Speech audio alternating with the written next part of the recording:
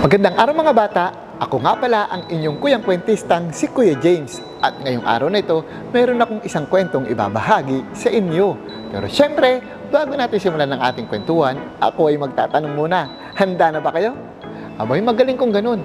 Ang tanong ko sa inyo mga bata, sa tingin nyo, bakit kaya mayroong taong malungkot? At ano kaya ang posibleng dahilan ng kanilang pagkalungkot? Tamang-tama, may kinalaman yan sa ating kwento. Kaya ano pang hinihintay nyo? Tara, simulan na natin ang kwento. Ang pamagat ng ating kwento ay Noong Nalulungkot si Tongtong.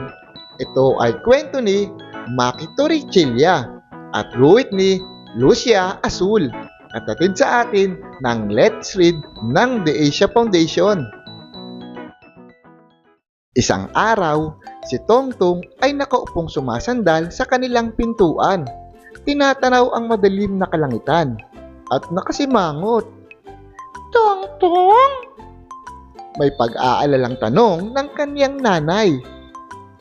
Nanay, hindi pa nakauwi si Kambang. Sagot ni Tongtong habang nangingilid sa kanyang mga mata ang mga butil ng luha sa sobrang pag-aalala sa kanyang aso. Wala akong kalaro. Nagsimula ang pagdagaktak ng ulan sa kanilang bubong. Narinig ni Tongtong ang tawa ng kanyang mga kalaro.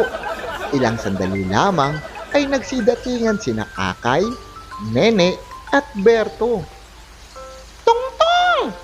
Halina! At maligo at maglaro tayo sa ulan! Ayan ni Akay habang sinusuklay ang basang buhok na nasa kanyang muka. Ayaw ko, sagot ni Tongtong. Hindi pa nakauuwi si Kangbang.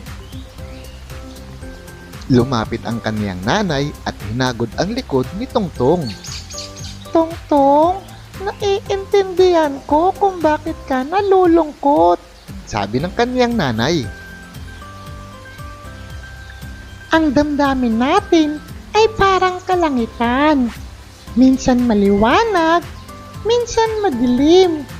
Kahit gusto nating laging mainit para makapaglaro, ay mayroon talagang panahon na kailangang umulan.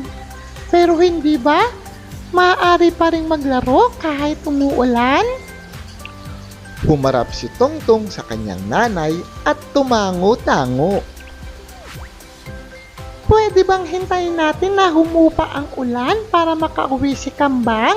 O hindi kaya ay maglaro ka muna kasama ang iyong mga kaibigan?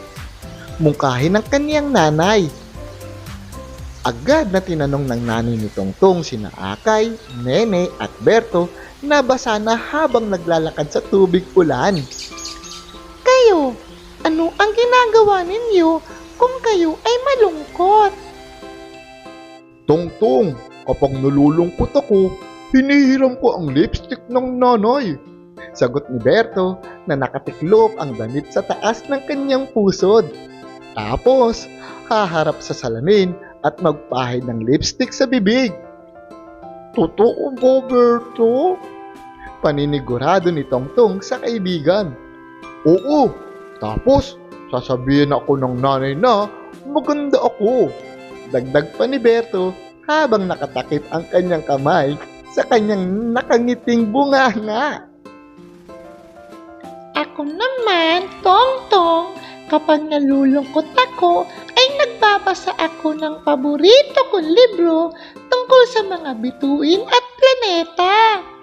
Sagot ni Nene. Bakit tungkol sa mga bituin at planeta ang binabasa mo, Nene?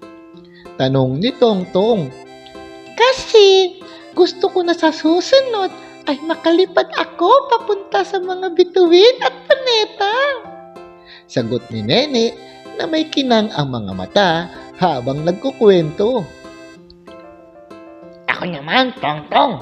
Tinutulungan ko si nanay na magdilig ng mga gulay sa likod bahay kapag nalulungkot. Sagot ni Akay. Kumakain ko pala ng mga gulay, Akay? Tanong ni Tongtong. Oo naman, paborito ko talaga ang linapwahan. Sagot ni Akay. Para lumaki ako na malakas. Dagdag pa niya at pinakita ang kanyang mga bisig kay Tongtong. Oh, sasama ka ba sa aming paglalaro, Tongtong? Tanong ni Akay.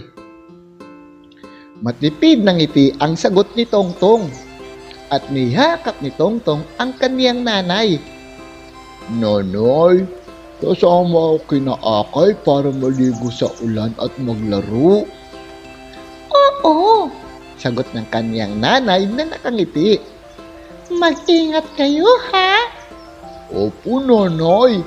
Sagot ni Tongtong. Agad na tumakbo sina Akay, Nene at Berto sa ulan habang nakasunod na naglalakad si Tongtong. Nakasimangot siyang lumingon sa kaniyang nanay na agad namang sinuklian ng isang ngiti ng kaniyang nanay. Tumingin sa kalangitan si Tongtong at huminga ng malalim. Bago tumakbong sumisigaw, "Sali ako! Sali ako!" Ano ang mga ginagawa mo kapag ikaw ay malungkot? Samahan sina Akay, Nene at Berto na tulungan si Tongtong na maibsan ang lungkot isang araw.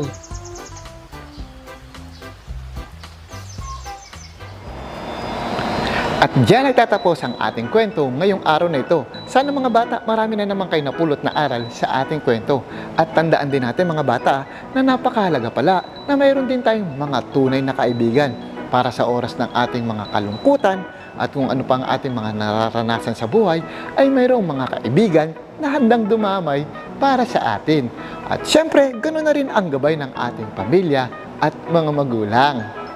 O paano? Hanggang dito lang ha. Muli, ako ang inyong kuyang kwentisang si Kuya James na nagsasabing mga bata, lagi kayong magdadasal at magbabasa ng libro. Dahil sa National Library of the Philippines, mag-e-enjoy ka dito. O paano? Hanggang sa muling kwentuhan, paalam!